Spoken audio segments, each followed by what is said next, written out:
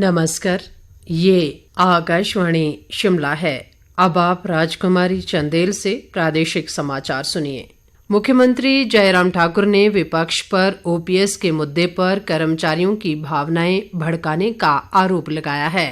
मुख्यमंत्री ने आज विधानसभा में विपक्ष के वॉकआउट के बाद कहा कि पुरानी पेंशन योजना कांग्रेस ने बंद की थी, लेकिन आज वही कांग्रेस राजनीतिक लाभ लेने के लिए इस मुद्दे पर कर्मचारियों को गुमराह कर रही है।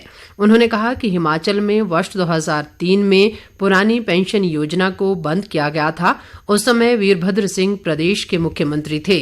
जयराम ठाकुर ने कहा कि यदि आज वीरभद्र सिंह जीवित होते तो भी क्या कांग्रेस नई पेंशन योजना का विरोध करती। उन्होंने कहा कि कांग्रेस वीरभद्र सिंह के नाम पर वोट तो मांग रही है, लेकिन उनके निर्णयों का सम्मान नहीं कर रही। जयराम ठाकुर ने कहा कि कांग्रेस की पूरे देश में नैया डूब चुकी है और अब पार्टी हिमाचल में कर्मचारियों की भावनाओं को भड़काकर अपनी नैया बचाने की कोशिश कर रही है। मुख्यमंत्री ने कहा कि प्रदेश सरकार हर साल एनपीएस पर 911 करोड़ रुपए खर्च कर रही है। 2018 में ये राशि महज 250 करोड़ थी। इसी तरह प्रदेश सरकार ने एनपीएस कर्मचारियों के लिए ग्रेच्युटी की सुविधा आरंभ की है और अभी तक 5,612 कर्मचारियों को 110 करोड़ की ग्रेच्युटी दी जा चुकी है।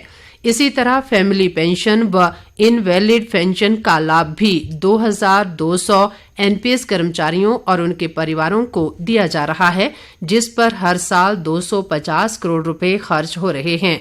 जयराम ठाकुर ने कहा कि यदि ओपीएस बहाली की संभावना होगी तो हम इसे बहाल करने में पीछे नहीं हटेंगे।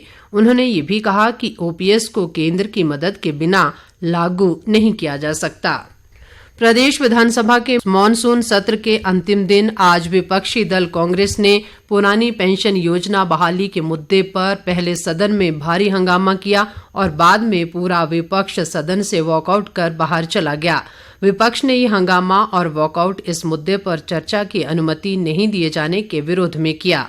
विपक्ष ने इस संबंध में पिछले कल नियम 67 के तहत विधानसभा अध्यक्ष को नोटिस दिया था और इस मुद्दे पर तुरंत चर्चा कराने की मांग की थी। विधानसभा अध्यक्ष विपिन सिंह परमार ने विपक्ष के इस नोटिस को रद्द करते हुए दलील दी कि इस मुद्दे पर नियम 278 के तहत अविश्वास प्रस्ताव के दौरान व्यापक चर्चा हुई थी। ऐसे में इस मुद्दे पर फिर से चर्चा की अनुमति देने का कोई औचित्य नहीं है।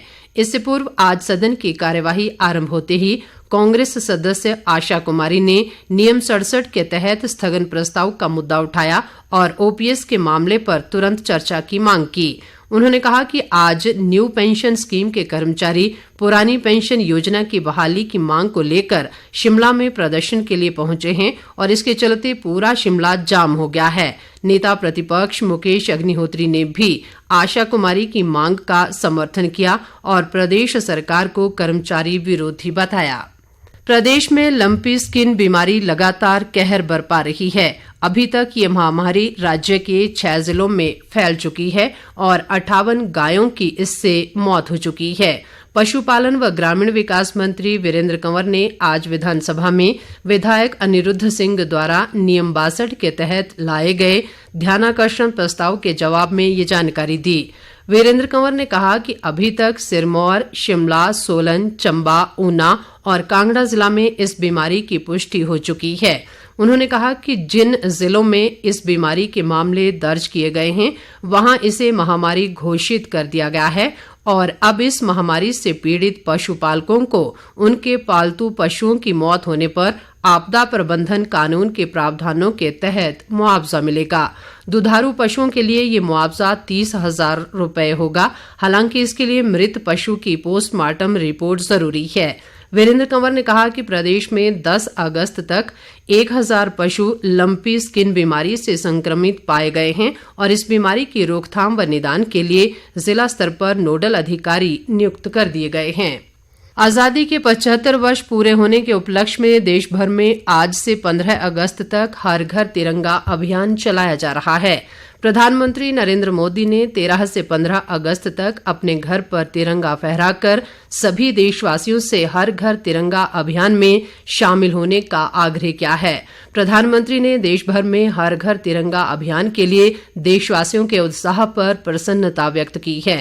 इसके साथ ही ये समाचार बुलेटिन समाप्त हुआ। नमस्कार।